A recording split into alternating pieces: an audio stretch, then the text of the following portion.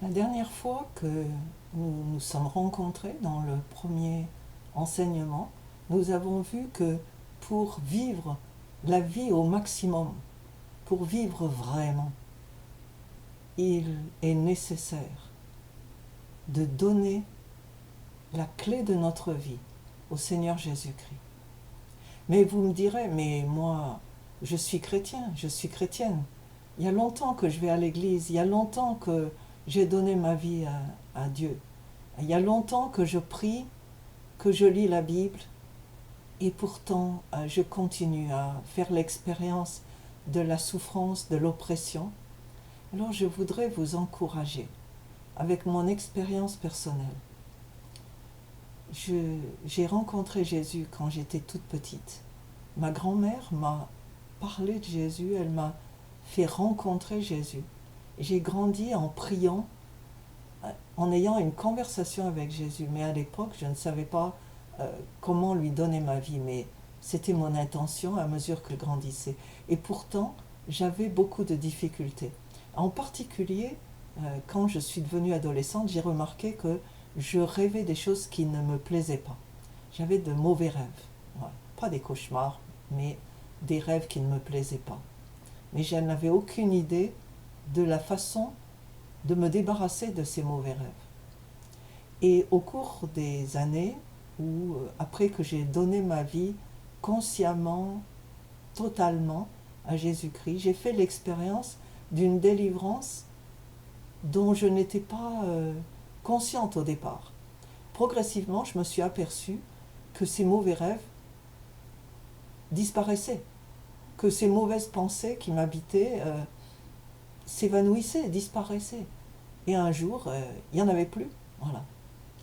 Et j'ai appris par cette expérience, ce que je voudrais maintenant partager avec vous, c'est que je vous invite, oui, vous êtes chrétien, vous êtes chrétienne, oui, vous suivez les enseignements du Seigneur, oui, vous allez à l'église, alors commencez par reconsacrer votre vie à Jésus. Dites-lui que vous êtes vraiment sérieux, sérieuse maintenant, et que vous désirez lui donner toute la place. Parce que vous savez, c'est comme quand vous avez des invités, des gens qui habitent chez vous ou qui vivent chez vous pendant un certain temps, vous leur donnez la clé de l'entrée de la maison, mais il y a des pièces que vous n'allez pas partager avec eux. Ils auront la salle de bain, ils auront la cuisine, ils auront le salon, mais ils n'auront pas votre chambre à coucher, par exemple. Vous allez leur assigner une des chambres de la maison et ils seront restreints.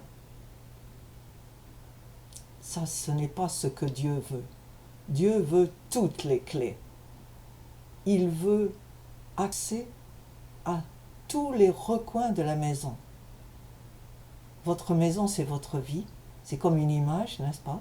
Eh bien, il veut avoir accès à tous les recoins. Accès à votre passé, accès à votre présent. Il veut pouvoir décider et vous donner des instructions chaque jour pour que vous passiez par les meilleures expériences. Parce que c'est lui qui vous connaît. C'est lui qui vous a fait. C'est comme le manuel. La Bible est le manuel de l'utilisateur. Si vous achetez un frigo, vous avez besoin du manuel pour savoir comment ça marche. La radio, tout ce que vous achetez, il y a des manuels. La Bible, c'est le manuel de votre vie. Et pour que vous puissiez donner toutes ces chances à Dieu de vous guérir, de vous libérer, il faut que vous lui donniez toutes les clés. Qu'il puisse décider tous les secteurs. Par exemple, votre emploi du temps. Est-ce que vraiment vous donnez à Dieu votre emploi du temps? Est-ce que quand vous vous réveillez, vous lui dites « Qu'est-ce que tu veux que je fasse aujourd'hui ?» Bien sûr, il y a des choses qu'on ne peut pas éviter. Vous devez vous lever, vous devez faire votre toilette, vous devez manger, vous devez aller au bureau ou au travail, vous devez vous occuper de la maison. Il y a des choses qu'on fait, mais comment on les fait? Et la question aussi, c'est qu'est-ce que vous faites de vos loisirs? Parce que, je vous donne deux exemples. Il y a des années déjà maintenant, quand j'étais encore au Nigeria, un jour, je servais à l'église, je travaillais avec mon équipe, et à un moment, j'étais vraiment fatiguée et je leur ai dit je vais me faire une tasse de café. Je suis allée, c'était un truc bizarre, une expérience étrange. Je suis allée à la cuisine, j'ai pris une casserole, j'ai mis de l'eau, je l'ai mis sur le feu à bouillir et Dieu s'est interposé et il m'a dit, laisse ça. Tu n'as pas besoin de boire maintenant, les autres ont besoin de toi, retourne. Ce que j'allais faire n'était pas mauvais. Il n'y avait absolument rien de mauvais à boire une tasse de café au milieu de la journée. Surtout que c'était la première. Ce que Dieu voulait essayer de me montrer, c'est de me proposer de sacrifier mon activité pour lui, de voir si j'étais d'accord d'accepter ce qu'il me disait, mais ce n'était pas mon choix, c'était maintenant abandonner mon choix pour le sien. Récemment, j'ai fait une autre expérience. De temps en temps, quand je suis vraiment fatiguée, je décide, oh tiens, je vais regarder un programme à la télévision. Ça m'arrive très très rarement, peut-être une fois tous les 15 jours. Normalement, je ne regarde que les nouvelles, que les informations. Alors, je me suis assise pour regarder un programme, et ce programme m'a vraiment frustrée, parce qu'il y avait une manière de traiter le sujet qui ne me plaisait pas. Alors, je l'ai fermé et je suis retournée faire ce que je faisais. Une autre fois, j'ai mis le programme en marche et voilà qu'un des enfants a téléphoné et il avait besoin que je lui parle. Alors j'ai fermé la télévision. Un autre moment, je voulais regarder ce même programme. C'est des programmes différents, mais ce sont des programmes de fiction. Et mon mari est arrivé, il voulait que j'arrange quelque chose dans sa tablette. Et j'ai fait l'addition. 1 plus 1 plus 1 plus 1. Et la conclusion, c'était, laisse tomber. Il y a de meilleures choses à faire que de sacrifier une heure, de gaspiller en fait une heure pour regarder la télévision. Je ne vous dis pas de faire ça, mais je vous donne un exemple qui vient après de longues années de marche avec Jésus. Il veut vraiment être en charge de mon emploi du temps, dans les détails, et de me pousser un petit peu plus loin de temps en temps, en me disant, qu'est-ce que tu préfères? Est-ce que c'est moi ou est-ce que c'est ce programme-là de détente? Ça aurait pu être d'autres choses. Ce que Dieu désire, c'est que nous soyons prêts à tout laisser pour nous approcher de lui et l'écouter. De la même manière que, vous savez, les moines et les moniales catholiques prient à des heures fixes dans la journée. Et entre ces heures, ils travaillent.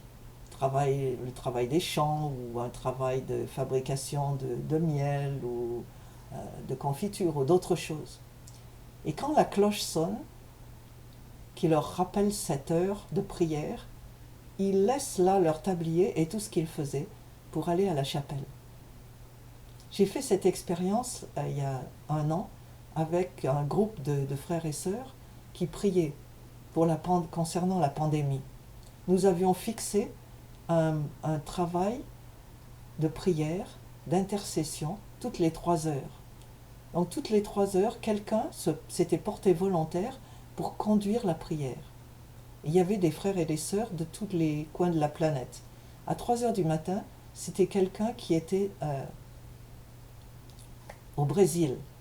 C'était pas 3 heures du matin chez lui, c'était 11 heures du soir, mais chez nous, c'était 3 heures du matin.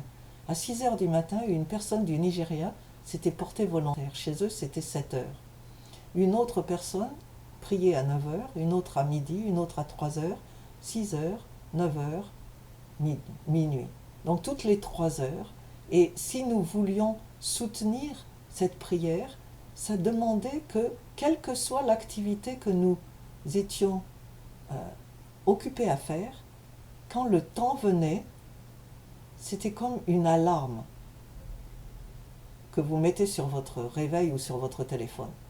C'était l'heure de tout laisser, que ça soit une lecture, que ça soit un récit que vous racontiez, quelle que soit l'activité, vous la laissiez pendant 15 minutes au moins pour aller soutenir celui ou celle qui priait. La volonté de Dieu, c'est que vous soyez disponible. Et si vous faites ça, vous verrez un changement dans votre vie.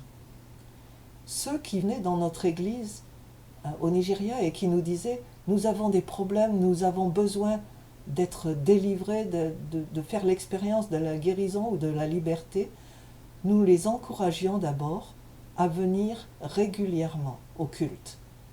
Donc que ce soit un culte de louange, une étude biblique, un moment de prière, nous leur disions, ça c'est le médicament numéro 1. Venez et participez activement à ces activités. Après quelques semaines, si vous ne voyez pas de changement dans votre condition, nous attaquerons à la maladie ou au problème plus loin. De la même manière que si vous allez chez le médecin, il va commencer par vous conseiller une meilleure hygiène de vie, une meilleure façon de manger, une meilleure façon de faire de l'exercice, avant même de vous donner des médicaments. Et donc, ça c'est ce que je vous propose aujourd'hui. Approchez-vous de Dieu, prenez plus de temps avec lui.